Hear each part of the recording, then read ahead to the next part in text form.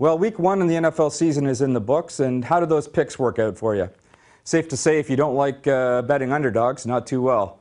Favorites were just 7-9 versus the spread in week one, and that's the way it seems to be in the NFL anymore.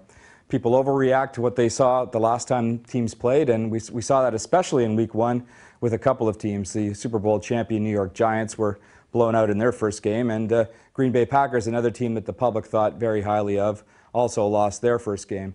So with that in mind, we're going to look at our picks for week two, and I look at a couple of games where I think the public is probably tempted to overreact based on what they saw in week one. The first game, we have the San Francisco 49ers are 7-point favorites over the Detroit Lions, which seems reasonable given the way the 49ers blew out Green Bay last week and looked terribly impressive, looked really Super Bowl material, and the way the Lions struggled in their game, barely pulling it out in the last minute against the Rams. Well, safe to say, in my opinion, that the Lions are much better than they showed in week one, and that the 49ers, as great as they are on defense, may not be as outstanding as they were in week one. So getting 7 points for the Lions, to me, that's a pretty safe bet, considering they're a team that could probably win that game outright if things go their way.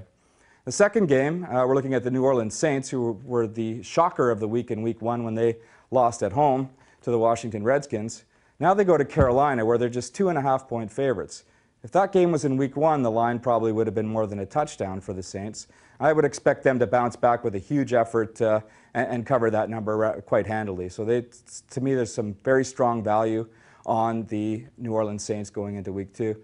A bonus game will give you the schedule opens tonight. Of course, Thursday night games are going to be part of the schedule all season. And we have the Green Bay Packers are 5-point favorites over the Chicago Bears, which may seem like a fair bit given that they're division rivals and all, and the way that the Packers struggled last season.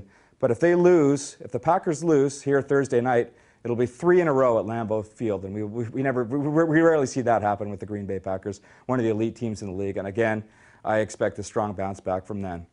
For the Toronto Sun and the QMI Agency, I'm Rob Long-ley.